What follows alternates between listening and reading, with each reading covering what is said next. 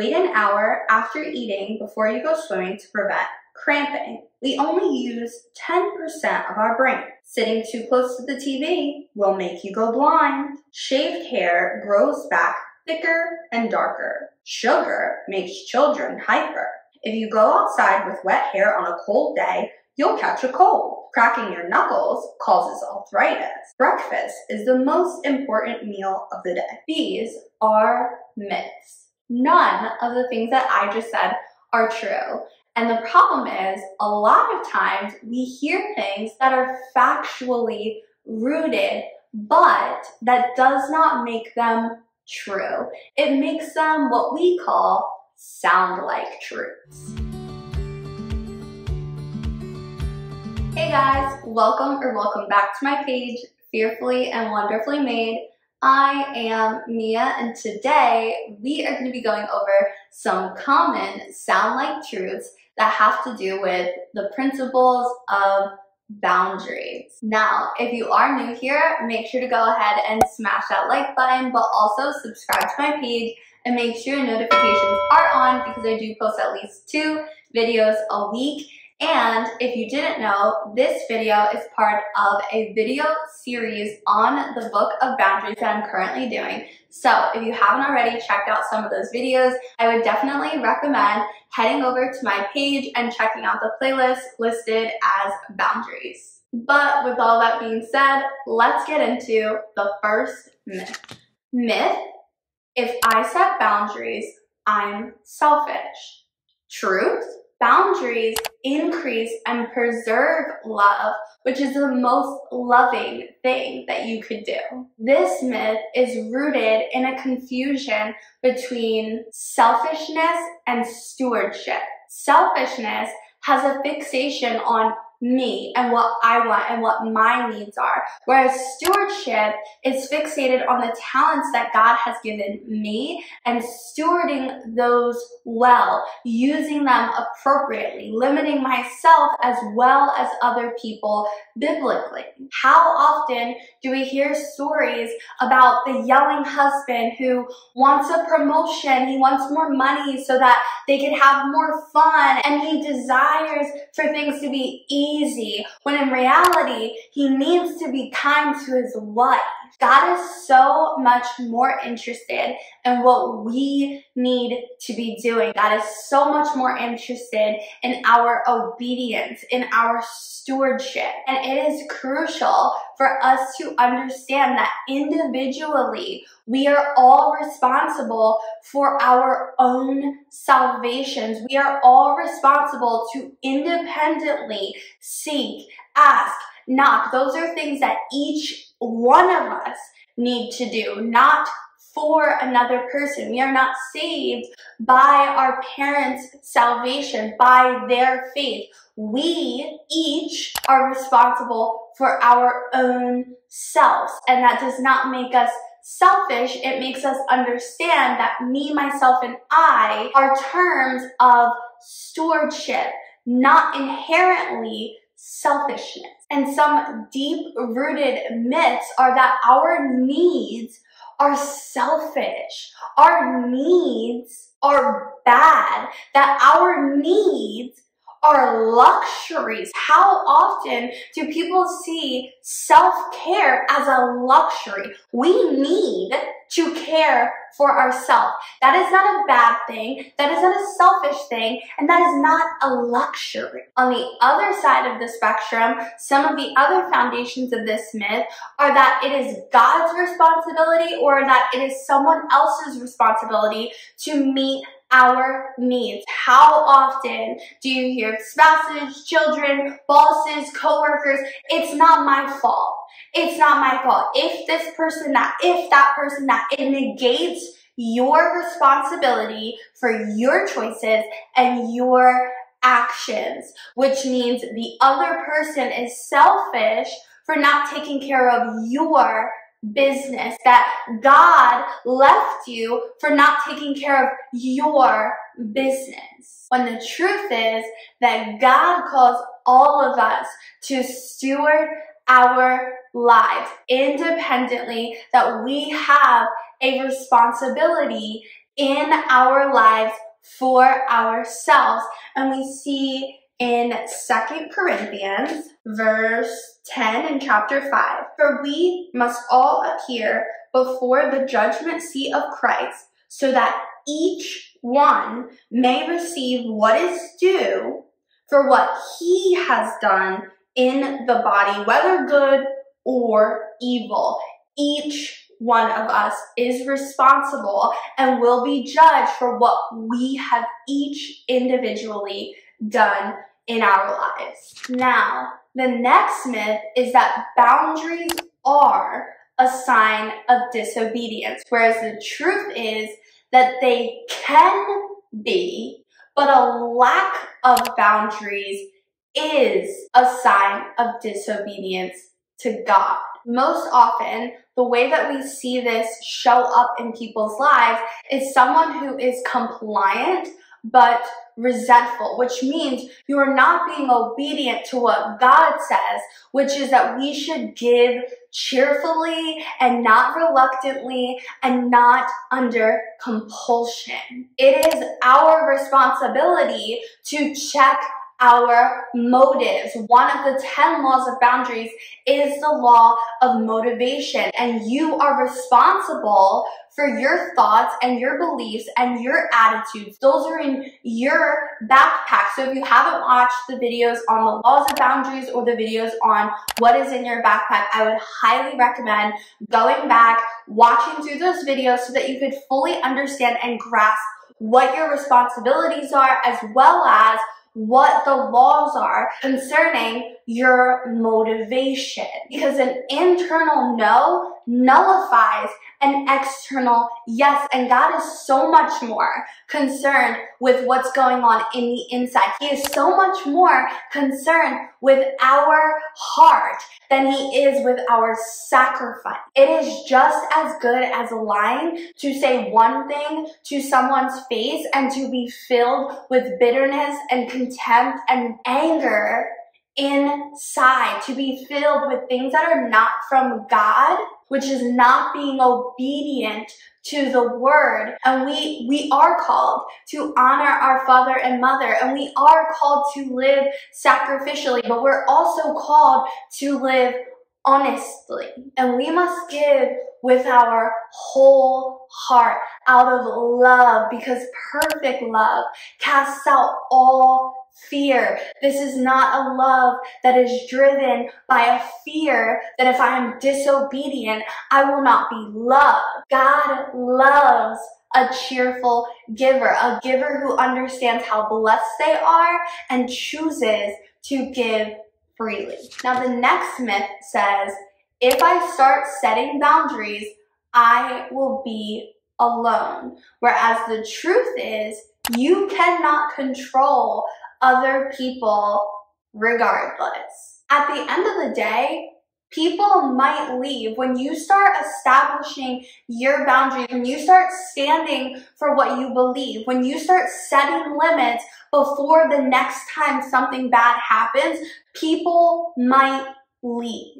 But that doesn't mean that you should continue manipulating your relationships and making people stay in your lives by faking things and sugarcoating things so that people aren't clear about what you stand for and stay under a misguided conception that you're someone who you really aren't. If you're walking around being politically correct in your intimate relationships because you don't want to hurt people's feelings, you don't want people to know what you stand for, you don't want people to know the real you, then are these really intimate relationships at all? The truth is, there are two people. There is the type of person who will say, I am so glad that you have a different opinion than me. I'm glad because it makes me better. It makes me question why I believe what I believe. It makes me look into it. It makes me have to have a deeper relationship with God to know him better when you question me and make me go back to the word and to stay in the word. There's one type of person who grows from relationships with people who don't share the same opinion on every single topic. But there's a second type of person who becomes resentful. A second type of person who is manipulative. And what happens when you set boundaries is either A, it'll increase love because now you're having more honest relationships, or B, you'll find out that the relationship wasn't even really an intimate relationship at all. Now, before we move on, I do just want to put a little disclaimer or a warning. If this person that you're implementing boundaries with is your spouse, this will lead to more disagreements. Disagreements over your finances, over sex, over chores, over schedules, over the way that you raise your kids, the way that you parent, what you value. This will lead to more disagreements. When you start setting boundaries and you start being clear about what you stand for in a relationship like a marriage, it will lead to more friction. But my encouragement is that many marriages are proven to be stronger after appropriate biblically based boundaries have been set and established, because the two are able to weave together in the way that God intended. And ultimately, some marriages, you might find that the person that you're with has left you in basically every way other than physically. That you may be married, but it might not be an intimate relationship other than the physical. So the encouragement for this myth is, if you're worried about being alone, if you're worried because everybody in your life you have boundary issues with, don't start everywhere. Start in one relationship.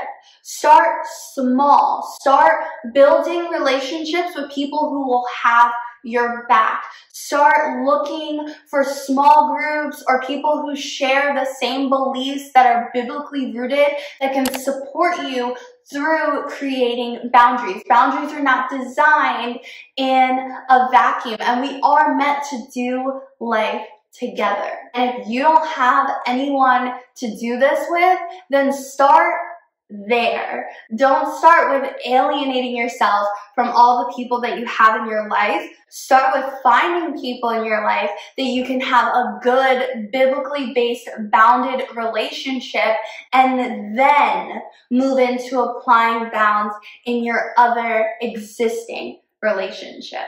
Now, the last myth is that if I set boundaries, I will harm the people in my life.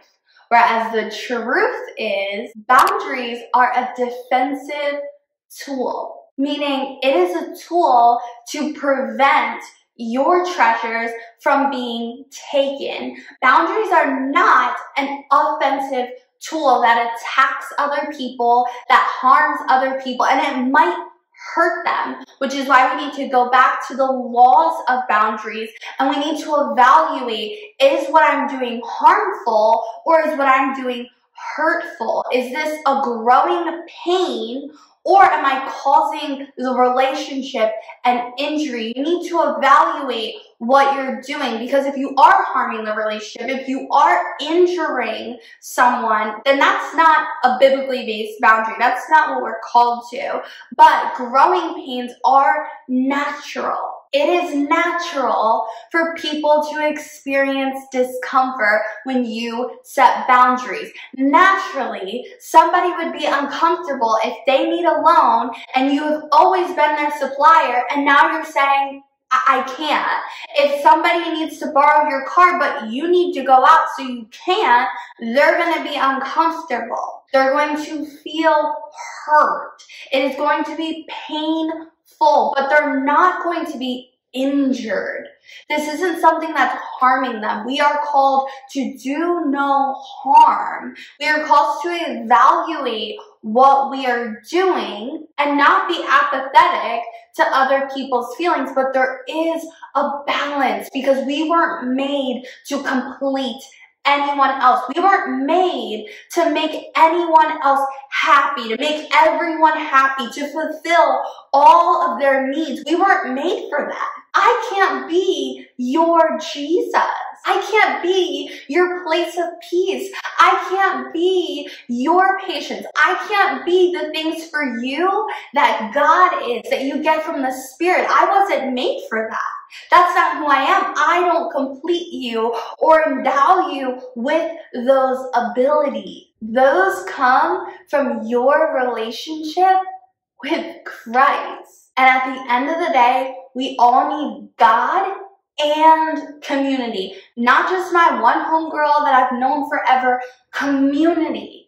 It takes a village. It takes a village to raise a child, but it also takes a village to maintain our faith. A village allows our friends to have freedom, allows our friends to have freedom to have their own problems, allows them freedom to have their own time, allows them freedom to make mistakes without us viewing them as selfish for having boundaries. It has to be mutual. We shouldn't be a slave to one person's schedule. So my personal goal is to have at least 5 core friends that I could call, that I could talk to, and that would encourage me not just in what I want to hear, but in what the ways of the Lord. That I would have a village, a biblically based community of women that I could call and that I could talk to, that would encourage me in the ways of the Lord. And that's something I'm struggling with as well. That's something that I maybe have like a solid 2 or like a light 2 that I need to work on, because we need a village. We need a community. We need deep personal relationships. And that's not to say I don't have a lot of friends or acquaintances, but my goal is to develop some more deep relationships. Deep relationships simply meaning people that know me well, people that know my life, people that know what's going on. And that's not the same as friends. That's not the same as our church family, people that we see every Sunday. That is people who know what is going on in your life personally. So my challenge for you guys is to get out of the vacuum, to develop a strong friend group that would encourage you to set boundaries, that would encourage you to have different opinions, that would encourage loving, biblically based, bounded relationships that are rooted in love. So if you made it this far in the video, make sure to drop down below and comment a little backpack emoji. And like I said, we need community. It takes a village. So drop down below, use the comment sections, ask questions, share your stories, share your prayers, share your testimonies. I would love nothing more than to build a community of like-minded Christian women that could be there for each other and support each other. I'm so happy with all of the lovely comments that I've gotten so far. So definitely keep that up.